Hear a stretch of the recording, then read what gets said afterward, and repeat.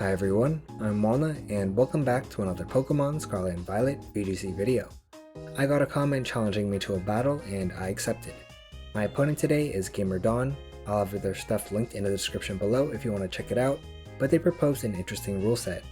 We were to battle with 3 different teams with all unique Pokemon, no repeats.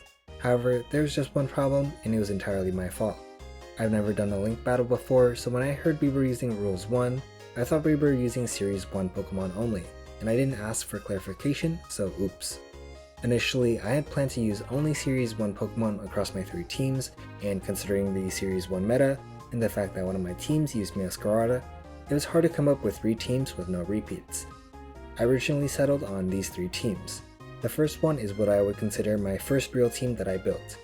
I was using different rentals in Series 1 and I eventually decided that I wanted to use Dragonite, Gholdengo, Talonflame, and Meowscarada on my own team, and right around that time Suika hit rank 1 with those Pokemon, plus Dondozo Tatsugiri, so I used that team as inspiration and changed some spreads and sets, and I was really happy with it. The next team I had my eyes on was Alex Soto's Hard Trick Room team. Since one of my teams is faster and uses Tailwind, I thought using a Trick Room team would have very few repeats. As an added bonus, there's a team report on this team, so picking it up felt much easier. However, I would eventually drop this team once I figured out that I could use Paradox and Ruin Pokemon, since I was a bit iffy on bringing Psyspam into something like the Ruins, so without much time to look for another team, I used a team that I already had rented. I used the Santino 49 Mice Sun team. Joe Ugarte used a team like this to win a regional, and my Ceruledge team is very similar to this, so there's not much of a learning curve. But you might be wondering, Walnut, why didn't you use your Ceruledge team instead? Well, that's because this last team I prepared also had Ceruledge. I was struggling to look for a third team when it dawned on me, who's one of the most creative team builders there is. Yep, I used Wolf's Series 1 Earthworm team, but since his rental code was no longer working after all this time, I had to build the team myself. Luckily, I already had a Ceruledge and Garchomp build, so it wasn't that bad getting the rest of the team. I made a few adjustments to the team, one of them being the Garchomp's Terror type to Fire from Ground since I didn't want to change the one I already had, and the Earthworm's Protect to Heavy Slam, the Terror type to Fire, and I split an HP point into attack and speed and changed the nature. I also adjusted the Ceruledge's spread to something I wanted to try on my Sun team, and that was about it. Nothing too drastic, mostly stuff for convenience. Wolfie had a best of 3 versus Cybertron with this team, so I just checked out that video to see how he played to learn, but let's see if that video helped. Without further ado, let's get into the battles. So for this first battle, my opponent's using the Lycanroc and Tyranitar for the Rock Slide spam, and they also have the Indeedee Armor for the Psy spam, but with the Iron Bundle and Flamigo. So I'm guessing this team's strategy is to set up boosts on the Armarouge with a self-flip turn or a U-turn to proc the weak armor and a weakness policy, then bring in the Indeedee to set up Psychic Terrain, and then you can launch super boosted expanding forces into your opponent's team. Then you can also bring in the Flamigo to copy the boosts that the Armarouge has. This Lycanroc Tyranitar could also be Howl potentially to give boost for the Flamigo to copy, I'm not quite sure. But versus this lead, I like the Talonflame and maybe the Meowscarada. I can go for a Tailwind early, and then with the Meowscarada I can maybe go for like a knockoff to get rid of the weakness policy. If it's the Lycanroc and Tyranitar, I could just go for a Flower Trick. And then in the back I realized that the Dondozo with the Unaware looks pretty strong here. That way if they do set up the boost I can just ignore them. I guess versus the Lycanroc and Tyranitar it might be a little bit scary since Lycanrocs will typically have Endeavor to drop the HP of your opponent, and that's going to be especially good into the Dondozo matchup. But with the Tailwind and this Dondozo speed investment, I should be able to outspeed a Lycanroc, so it shouldn't be too big of a problem. One thing that might be an issue is that my Dondozo doesn't actually have Earthquake, it's Order Up, Wave Crash, Terra Flying, Terra Blast, and Protect, so I don't really have access to spread damage with that Dondozo.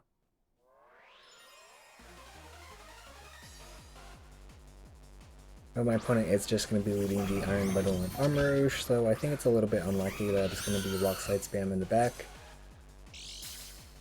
And it is going to be a Booster Energy on the Iron Bundle, so this is going to be a very fast flip turn, or U-turn if they go for that. But if you do go for a U-turn, you have to commit the Terra Dark onto the Armor Rouge. Either way, I'm going to go for a Tailwind, then a knock off the Armor Rouge here to get rid of that weakness policy. I was considering a just Flower Trick into the Iron Bundle, but I wasn't quite sure of my calcs. And I know Iron Bundle has good defense. They could also go for a defensive Terra if they have something like that on their side. But if I go for a knockoff into the Armor Rouge, I think that's pretty consistently always going to get rid of the item. I'm not actually sure of the interaction if it stays a Fire and Psychic type. I don't know if it removes the weakness policy first or if it activates the weakness policy. But we're about to find out. As long as they don't protect. They do go for a Terra on their side. Could be Terra Dark Armor Rouge, in which case they could go for the U-turn, but it is gonna be a Terra Ghost on the Iron Bundle, probably scared of a Flower Trick, excuse me. So we do have the priority Tailwind, and with this Scarlet speed investment, we will outspeed the booster Iron Bundle and barely miss the KO on the Armor Rouge. It is the weak armor set, and it does activate the weakness policy, so it doesn't get knocked off first, it just activates. But this Iron Bundle's flip turn is gonna knock out the Armor Rouge at this range. And the first KO of the battle is going to be on that Armor Rouge. Iron Bundle is also going to be forced to switch out here, which means it does lose that booster energy. I was a little bit scared of a potential, I guess, protect on the Armor Rouge and attack with the Iron Bundle. That could break my Scarlet Sash. But yeah, luckily that doesn't happen in this one. Indeedee is going to come on in. And who will they send next to this Indeedee? Is it going to be the Flamigo or the Iron Bundle?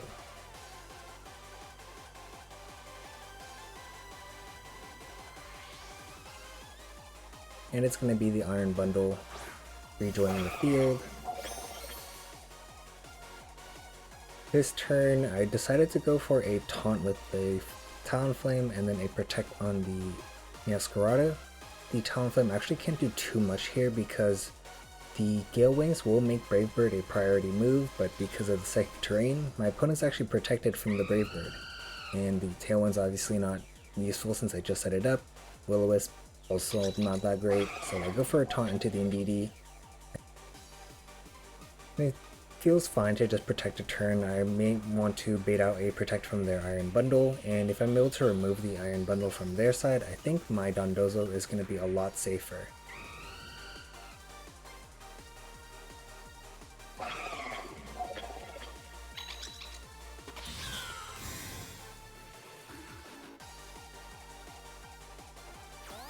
Indeedee's gonna go for a follow me here.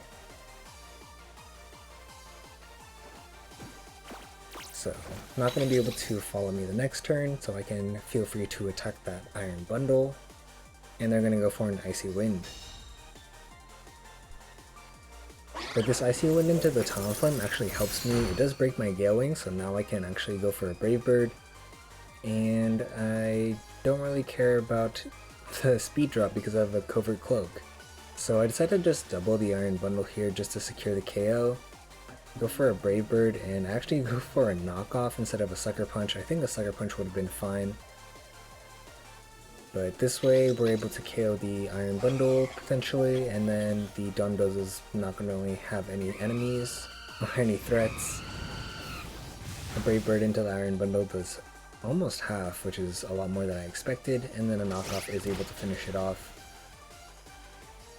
I don't know what move the Iron Bundle could have gone for. Maybe if they went for a an Encore if they have it on this team. But if you're already dropping a move to add Flip Turn, I don't know what move you're even dropping. Maybe Hydro Pump. But yeah, they go for a Dazzling Gleam on the Indeedee here. Does a little bit of chip, and Flamigo is going to join the field, confirming that as their last Pokemon. And it says they copied Indeedee's stat changes here, so I got a little bit confused and thought that I missed a Psychic Seed. So I will go check the stat changes. There are no stat changes. So I am free to knock off this Indeedee, because it does have an item. And I'm actually just going to Will-O-Wisp with this Flamigo. I could have went for a Brave Bird, and I should have went for a Brave Bird. but at the time I was thinking the Dondozo still is very safe, but the thing is Dondozo is weak to crits, but a burned crit is still going to do less than a normal crit because the burn just halves the damage of physical moves, doesn't quite change your stats like a stat boost or stat decrease would. So a burn is not going to be ignored by a critical hit. Unfortunately, the Flamigo does just dodge the Will-O-Wisp, but a knockoff is able to KO this Indeedee.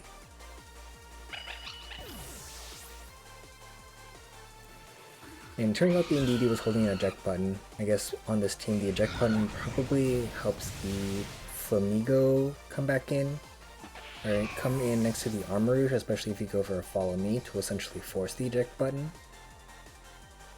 We are going to lose our Tailwind here, but we're just going to send in the Dondozo.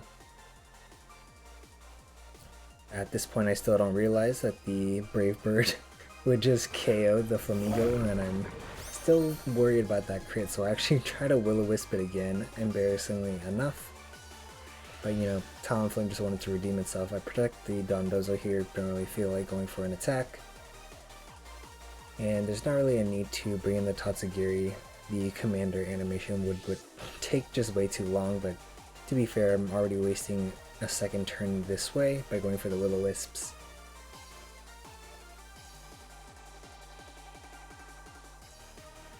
I'm just not too sure what the Flamigo could go for. I haven't really had too much experience facing it, so I just wanted to be a little bit on the safer side here.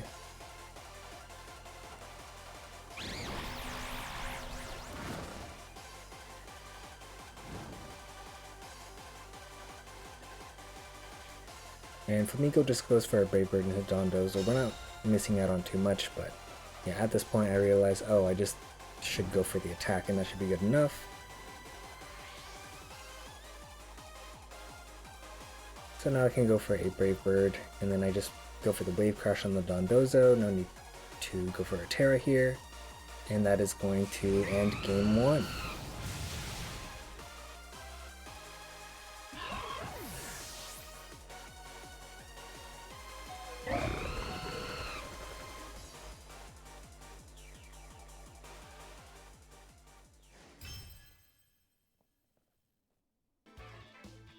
So for this next battle, we're going to be facing Slowpoke. I actually think I've seen a team similar to this, or I've seen Cybertron use a team with Slowpoke, and I think on that set it was like a Surf Slowpoke in Trick Room, and since there's a Gastrodon on this team, I think it's going to be Storm Drain to combine with the Surf. And then I guess with the Torkoal and Oranguru, you can unstruct the Overheat and deal a ton of damage in Trick Room. The Annihilate, I'm guessing, is going to be Final Gambit, since the Trick Room team I was originally going to use had a Final Gambit Annihilate on it as well.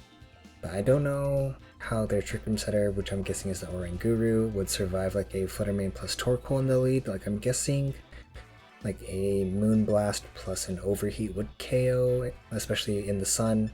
But then I later realized that Slowpoke could also set Trick Room, and I guess even Meowscarada could set Trick Room. Like Focus Sash Meow with Trick Room was definitely a thing in Series 1. Like I've used it. Trust. But yeah, I like the Torkoal and the Fluttermane in the lead. In the back, I like the King Gambit. It's really slow and has an AV, because I mean, I guess their Trick Room attackers are going to be like the special attackers, the Gastrodon and the Torkoal. And then I almost picked Great Tusk or Jumpluff as my last Pokemon, but I decided to go with Chien-Pao instead, because they don't have Psychic Terrain, so the Sucker Punch looked pretty good here. And with that Focus Sash and Protects, I can install the Trick Room if I don't want it to go up.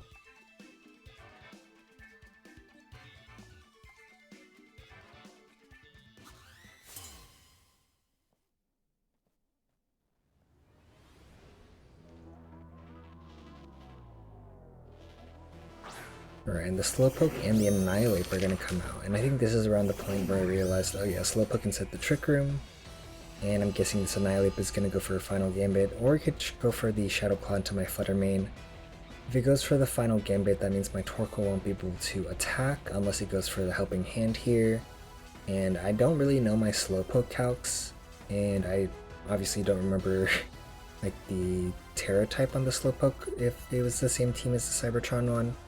So instead of going for a Shadow Ball into the Slowpoke, which would be super effective, I decided to go for a Helping Hand and then a Moonblast into the Slowpoke just to maximize damage, because I could have also went for a Thunderbolt into that slot, which would also be super effective, but I mean, yeah, just wanted to try to cover for some sort of defensive terror on the Slowpoke by going for this Moonblast.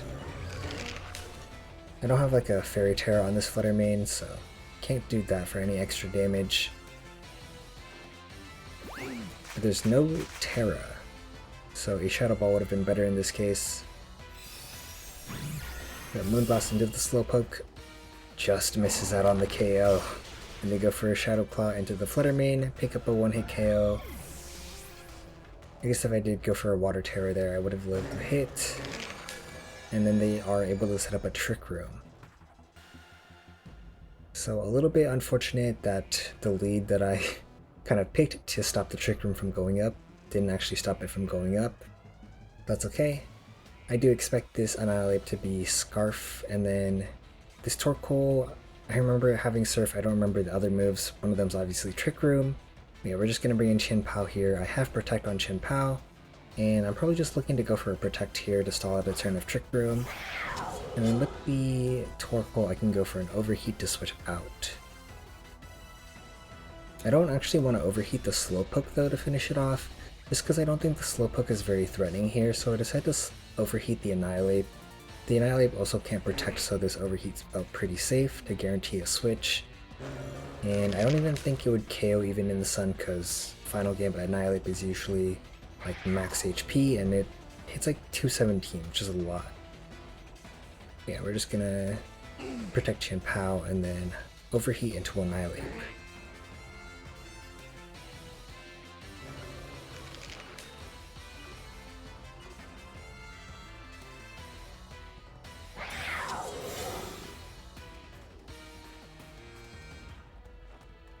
Slowpoke is going to start going for Surfs here. It is going to damage his own Annihilate partner, but for not much. Also doesn't hit Torkoal for very much despite being super effective. It is in the sun as well, and it is a Slowpoke. We're going to eject out with this Overheat and bring in the King Gambit. And since I expect this Annihilate to be locked into the Shadow Claw, we're going to resist that perfectly fine. Yeah, doesn't do very much damage. It actually does way more than I expected, and that's because it's a crit. And that's okay. Now the King Gambit is in a pretty solid position. I decided to actually go for the normal type special Terror Blast here into the Annihilate, just because I really want to stall out a couple more turns of the Trick Room. I don't want to KO the Annihilate and give it a free switch, so I don't actually want to use any of my attacks, which I think could get the KO potentially. So instead we're going to use the Terror Blast and just expect to do 0 damage. And then with the Chin Pao, I'm actually just going to switch it out here back into the Torkoal. They could go for, I guess, another Surf, but you saw how much damage it did to Torkoal last time. I'm not too worried.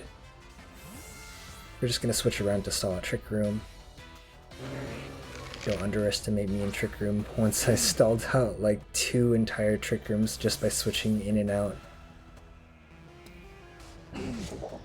But they do go for a switch here into the Torkoal. I didn't want to give them a free switch, but they basically found it. Going for a Heal Pulse into their Slowpoke. Or not into their Slowpoke, into their Torkoal. And I guess we're actually doing damage with this normal type Terra Blast now, and we're going to get a little bit of chip. But since we have Terra Fire on this King Gambit, we're going to be pretty safe against any eruptions. I was thinking about going for like a Helping Hand Sucker Punch into the Torkoal, just to minimize the damage of an eruption that would come out. But then, what happened is I eventually remembered that the Slowpoke, or not the Slowpoke, the Torkoal might be weakness policy because of the Surf Slowpoke. And that's how the Slowpoke is going to activate it on this team. So instead what I did is I just Sucker Punched the Slowpoke and then I yawned the Torkoal. And I think this play might be a little bit better just in case they went for like a Surf and then a Heat Wave, because then the Heat Wave is going to be doing a fixed amount of damage, not like how the Eruption is going to be scaling with health. They're going to go for a Terrifier onto the Torkoal, looking to do a lot of damage here. But we're also going to go for a Terrifier. Everyone's a Terrifier. Except for the Slowpoke. So sorry, Slowpoke. You're kicked out of the club.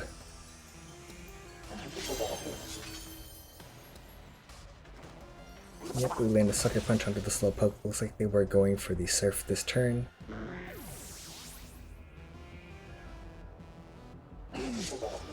And the Torkoal does go for an Eruption, so I think a Sucker Punch would have been fine as well.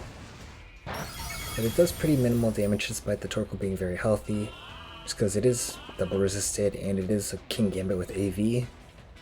And now the Torkoal is going to be drowsy, so I'm going to fall asleep next turn if it decides to stay in. Let's see who comes in on the partner slot. It's going to be Mr. Nice, who is Oranguru. I would have preferred the King Gambit, or not the King Gambit, the Annihilate, just because I could Sucker Punch that slot, do a lot of damage. I guess I could also Sucker Punch the Torkoal. Yeah, now I'm going to go for the Sucker Punch into the Torkoal. I expect it to be doing a lot of damage if it gets instructed, or not a lot of damage, but a decent amount. Yeah, if it's going to go for the Instruct, you want to be going for the attacking move there. But they're actually going to switch out the Annihilate, so this Sucker Punch is going to do nothing. But I'm okay with it doing nothing because I don't see the Oranguru being too threatening here. And the Oranguru is just going to protect anyways.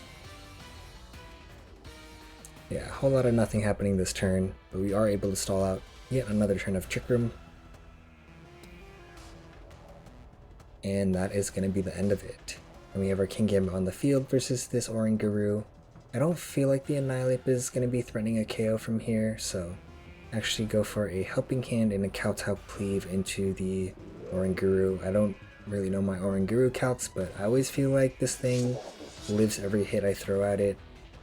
It's always way bulkier than I expect it to be, so that's why I went for the Helping Hand. And I don't expect the Annihilate to be able to get the KO anyways, so I'm not too worried. And now it goes for a Brick Break into the Torkoal, a little bit of chip. And Kowtow Cleave is able to KO the Oranguru. No more Trick Room for the rest of this battle. The Torkoal is going to come back in.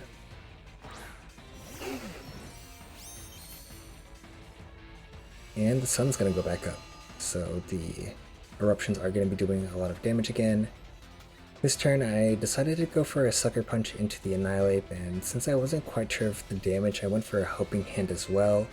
But I think what I should have done is just went for the Yawn to the Torkoal and had faith in the King Gambit doing enough damage, because if the Torkoal is able to like go for an Earth Power into the King Gambit who's Terrifier here, maybe it gets a KO, maybe it needs a crit or something like that. And then it's possible that the Chin Pao is going to struggle to deal enough damage into the Fire-type Torkoal. Maybe like a Heat Wave Burn could also take down the Chin Pao here, so I think I would have liked the Sucker Punch and the Yawn instead. But Torkoal is just going to protect here. And then Sucker Punch into Annihilate with the Helping Hand boost is enough to KO.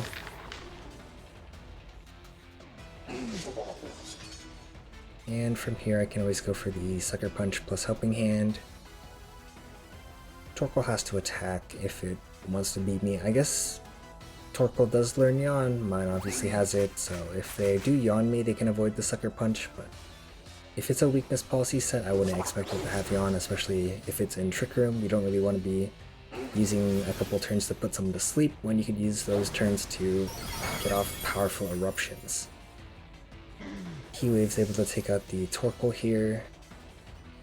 Yeah, at the HP that their Torkoal is at, I can always just click Sucker Punches and it should be fine. I guess I don't even have to click Sucker Punch because Trick Room isn't up. So I could have gone for like Kowtow Cleave instead.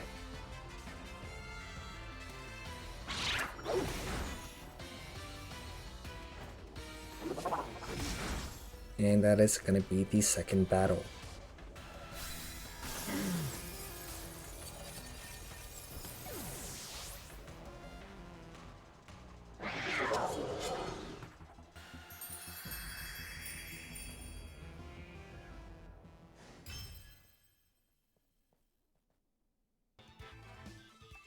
Alright, for this third battle, I really am not sure what to say.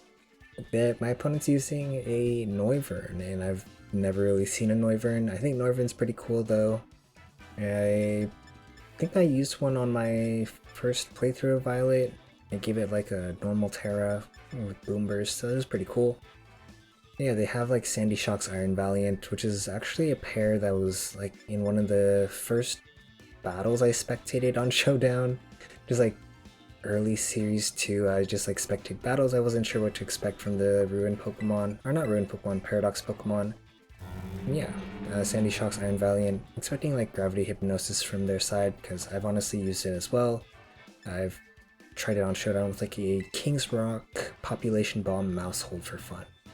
But yeah, you can see me checking out the speed stats of my Pokemon here. I don't actually think my Sylveon would outspeed the Iron Valiant even in the Tailwind, but I decided to lead the Tailwind plus the Sylveon anyways, because I think Sylveon does pretty well into most of my opponent's team. The thing is, Kilowattrel's kind of not that great into Iron Bundle, I guess, because it's not super fast. It doesn't have the priority Tailwind like Murkrow or Talonflame, and I guess Iron Bundle Fluttermane is always kind of scary because you can go for the Icy Wind and just have big damage, huge attacks.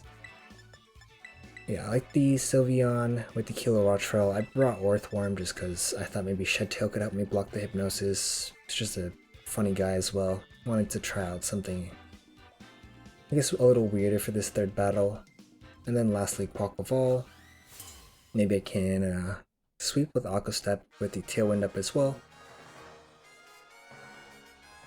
Yeah, I do like the Sylveon a lot because it is very chunky. My opponent is going to lead the Sandy Shocks with the Gothitelle. And I guess I'm trapped. Gothitelle, I expect a Shadow Tag here. It's Booster Energy on the Sandy Shocks, and it is Booster Speed. But then I also realized that Gothitelle does learn Hypnosis, so Gothitelle could be threatening that here. This turn I kind of expect like a Fake Out plus Gravity. So I'm just gonna go for a Tailwind on the Talonflame and then try to get a Hyper Voice off with the Sylveon. If they don't fake out the Sylveon and they don't Hypnosis it, then I would expect 2 Hyper Voices to pick up some KOs here, especially after a Throat Spray boost. Yeah, I do like the Tailwind and Hyper Voice here even if I get faked out.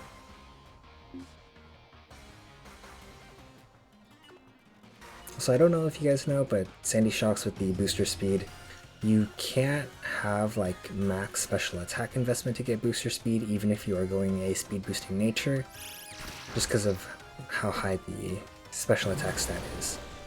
And it is going to be the Fake Out Gravity from their side.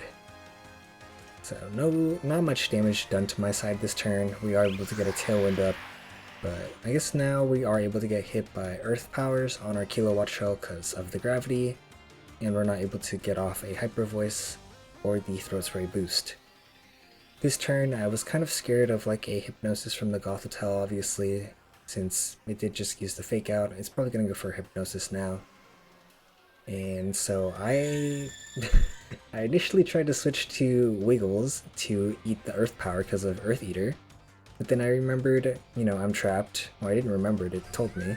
So that's why I decided to go for a Air Slash into the Gothitelle just to try to get the flinch. It's probably my best odds this turn. And then I go for a Hyper Voice into my opponent's team just to get some good spread damage. Air Slash doesn't do that much. And then Earth Power into Kilowattrel brings us down to our Sash.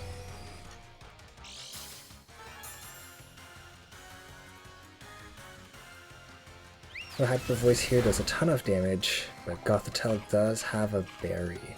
So I wouldn't even expect another Hyper Voice to pick up from here.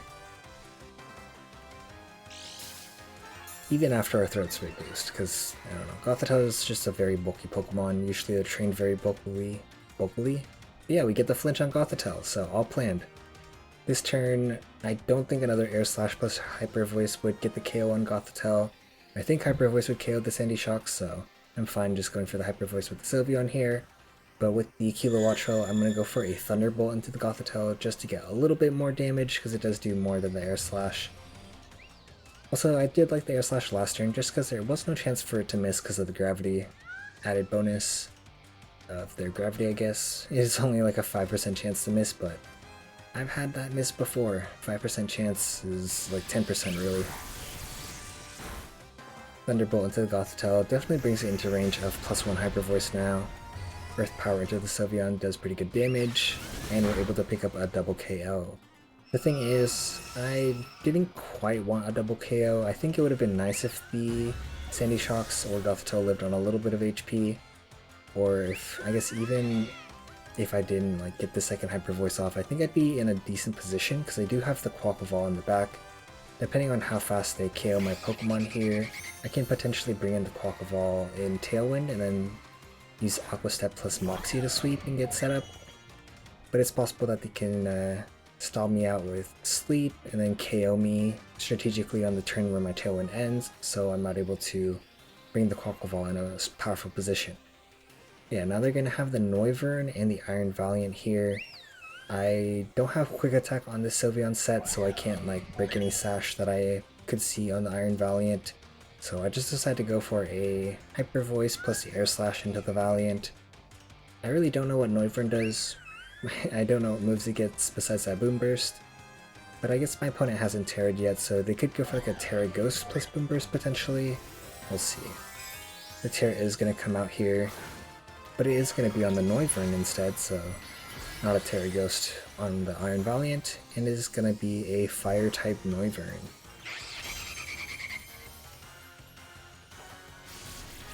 Air Slash into the Iron Valiant actually just picks up the KO, so it's not Focus Sash. Maybe it's Life Orb potentially.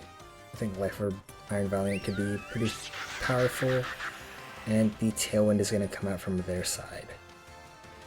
This single target resisted Hyper Voice is able to do half. Our Tailwind does peter out, but I think we'll be fine with the Pokemon in the back. I do expect Kilowattro to just potentially faint here depending on what move they go for. I'm, I guess, looking at the Pokemon I have in the back, considering where I might want to Terra if I do still need my Terra this battle. And I think it might be okay on like the Quaquaval potentially to go for Terra Flying in case they do have a flying move to hit the Quaquaval with. So yeah, I don't think there's any move they could have to KO both the Orthworm and the Quaquaval in the back anyways, so I'm fine just not using it on the Sylveon here. Heat Wave's going to come out, not going to do enough damage into the Sylveon, and we saw how much the last Hyper Voice did. That is going to be Game 3.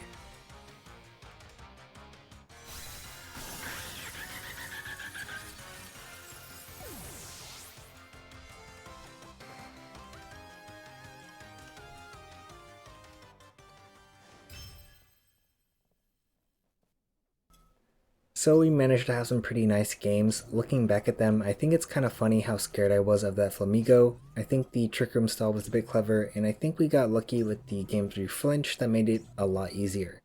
These battles were pretty fun, and it was nice using my first team again and to get a win with it.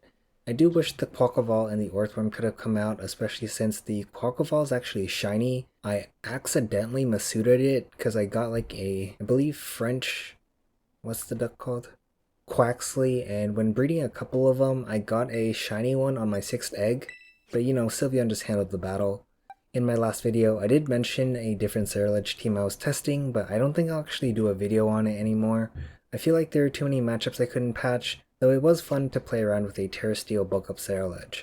But I am interested in trying out the team Wolfie used at Hartford, or at least those 6, maybe with different Cesar spreads for closed team sheets. I haven't used Chi-Yu since the beginning of Regulation C, so it's going to be nice to finally come back to that. But that's going to be all for this one. Thank you so much for watching the video. Hit that subscribe button if you want to see more videos from me. And we're nearing 100 subs, so thank you so much to everyone who subbed already. And until next time, bye bye.